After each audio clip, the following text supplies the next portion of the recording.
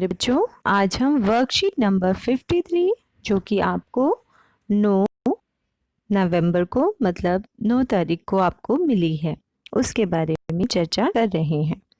ये worksheet 10th class की है और वर्कशीट किस पे आधारित है? वो है आनुवांशिकता एवं जैव विकास। तो इससे पहले भी हमने आनुवांशिकता एवं जैव विकास के बारे में पढ़ा था। बेटा इस बार एक्चुअली में चैप्टर का नाम जैव विकास है, लेकिन ये जो जैव विकास है, इवोल्यूशन है इंग्लिश में जो बोलते हैं, ये हमारे कोर्स से डिलीट हो गया है। तो बेसिकली हमें बात करनी है आनुवांशिकता की। आनुवांशिकता मतलब वह गुण जो पिता माता से अपने संतति में अपने संतान के पास जाते हैं, उन्हें आनुवांशिकता कहते हैं। चाहे वो गुण कुछ भी हो, चाहे वो गुण उसके बालों के रंग को पे आधारित हो, या वो गुण उसकी आईज का कलर कैसा होगा, उसका साइज कैसा होगा, उसका रंग कैसा होगा, सब कुछ किस पे डिपेंड करता है बेटा? आनुवांशिकता पे। यहाँ तक कि आने वाली संतान लड़का होगा या लड़की होगी, ये भी डिपेंड करता है आनुवांशिकता पे। तो आज का जो हमारा टॉपिक है वो यही है, लिंग निर्धारण। मतलब संतान जो पैदा होती है उसका लिंग क्या होता है, क्या वो लड़का होगा या लड़की होगी। तो मनुष्यों में विभिन्न विशेषताओं को निर्धारित करने में आनुवांशिकता, हेरिडिटी, एक महत्वपूर्ण भूमिका निभाती है। ऐसी ही विशेषताओं में से एक है लिंग निर्धारण, यानी एक महिला लड़के को जन्म देगी या लड़की को जन्म देगी, यह भी क्या है? आनुवांशिकता पे ही निर्भर करता है। बेटा मनुष्यों में 23 जोड़े गुणसूत्र होते हैं, मतलब 23 जोड़े क्रोमोसोम्स के होते हैं। टोटल मिला के कितने हो गए? 23 जोड़ों की बात कर रहे हैं। इसका मतलब एक जोड़े में दो चीजें होती हैं। जैसे एक जोड़ा सॉक्स आप खरीद के लाए तो बेसिकली उसमें कितने जुराबे हैं बेटा? 2 जुराबे हैं। तो अगर मैं 23 जोड़े की बात कर रही हूँ, इसका मतलब कितने क्रोमोसोम्स हैं? 46 क्रोमोसोम्स हैं। 23 जमा 23 बन गए 46, जिसमें से आधे तो आते हैं माता से और आधे आते हैं पिता से। हमें प्रत्येक जोड़ी में एक गुणसूत्र माँ से मिलता है और दूसरा पिता से मिलता है। ठीक है। मानव पुरुषों में लिंग सूत्र की जोड़ी को छोड़कर मानव गुणसूत्रों की सभी जोड़े परिपूर्ण होते हैं।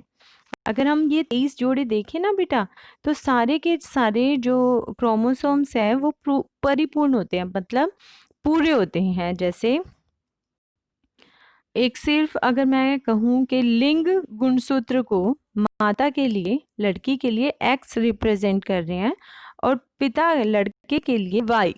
ठीक है, लड़का अगर है तो उसमें वाई गुणसूत्र होगा। ठीक, तो ये कह रहा है कि लिंग सूत्र को छोड़कर और सभी जोड़े एक जैसे होते हैं बिल्कुल देखने में। ठीक, वो परिपूर्ण होते हैं, कोई आधा छोटा बड़ा नहीं होता। जबकि जो माता वाला है वो तो देखो पूरा दिख रहा है एक्स, और पिता वाले में ये वाला जो यहाँ वाला भाग है ये नहीं है, ये परिपूर्ण नहीं है, नहीं दिख रहा ना। हाँ, तो ये बात कर रहे हैं कि सिर्फ लिंग गुणसूत्र ही एक ऐसा गुणसूत्र है जो ये बताता है कि माता से कौन सा क्रोमोसोम्स आ रहा है और पिता से कौन सा क्रोमोसोम्स आ रहा है।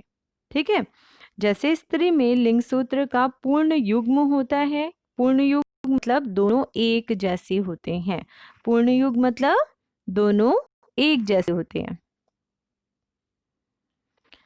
तथा दोनों एक्स होते हैं। मतलब अगर स्त्री है तो उसके पास जो लिंग का गुणसूत्र है उसके शरीर में वो है एक्स एक्स, जबकि जो पिता के पास है वो लड़का है, इसीलिए उसका जो गुणसूत्र है वो परिपूर्ण नहीं है। एक एक्स है और दूसरा वाई है।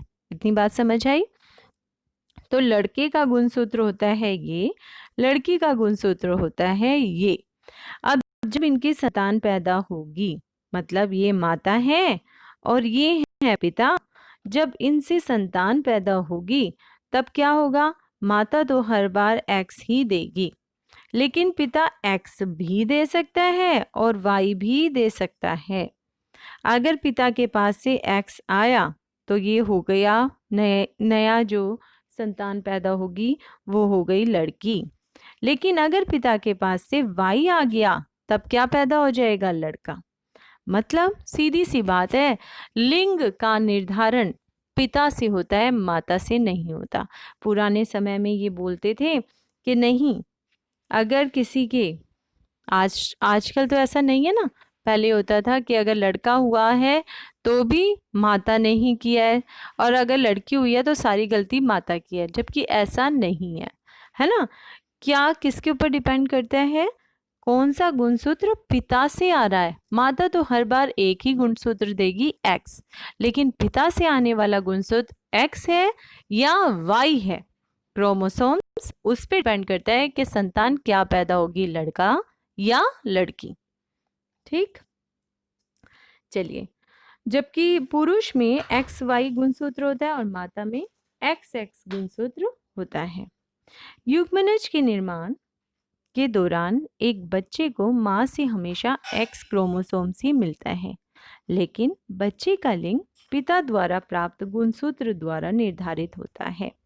एक बच्चा जो अपने पिता से एक X गुणसूत्र प्राप्त करता है वह एक लड़की होगी, और जो Y गुणसूत्र प्राप्त करेगा वह एक लड़का होगा।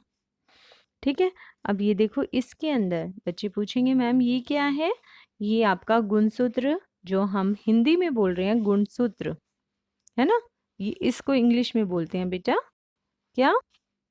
क्रोमोसोम्स। तो ये एक्स क्रोमोसोम्स है, बड़ी वाली ब्लू लाइन ये दिखाई दे रही है हमें, और छोटी वाली जो लाइन है उससे क्या कहते हैं हम? ये देखो, ये भी एक्स ही है इसका मतलब, और ये जो छोटी वाली है और दूसरे कलर की है ये वाई गुणसूत्र है। ठीक, ये इसने दिखाया हुआ है ब्लू कलर से एक्स और येलो कलर वाला वाई। तो फीमेल सेक्स क्रोमोसोम्स मतलब माता से प्राप्त होने वाला लिंग का गुणसूत्र। ठीक, और ये है नर लिंग गुणसूत्र।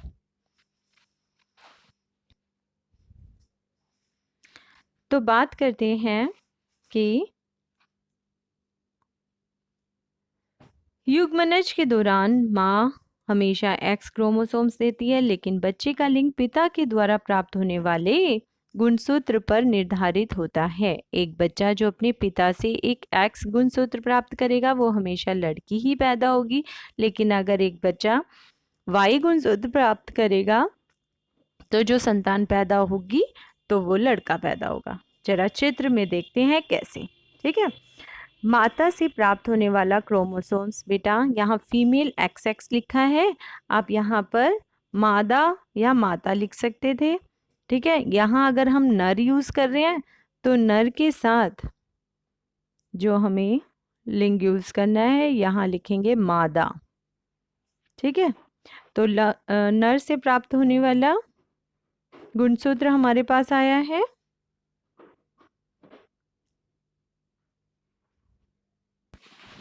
तो नर से हमें मिल रहा है क्या बेटा?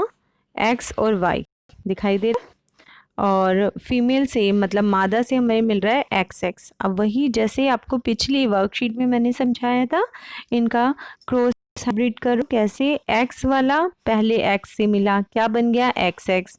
दूसरा ये पहले वाला X अब किससे मिला बेटा? Y से मिला, तो क्या बन गया? X और Y। अब दूसरे वाला X पहले मिला पहले X से तो बना XX, फिर मिला दूसरे X से तो क्या बन गया? XY, जैसे कि इसमें दिखाया हुआ है। ठीक है, चाहो तो इसको ऐसे भी दिखा सकते थे। ये दोनों चित्र हैं बेटा। आइए निम्नलिखित चित्र संख्या 2 के रिक्त स्थानों को भरने का प्रयास करें। इसमें रिक्त स्थान दिए हुए हैं बेटा, देखो कैसे। अब देखो जरा, सबको दिखाई दे रहा है?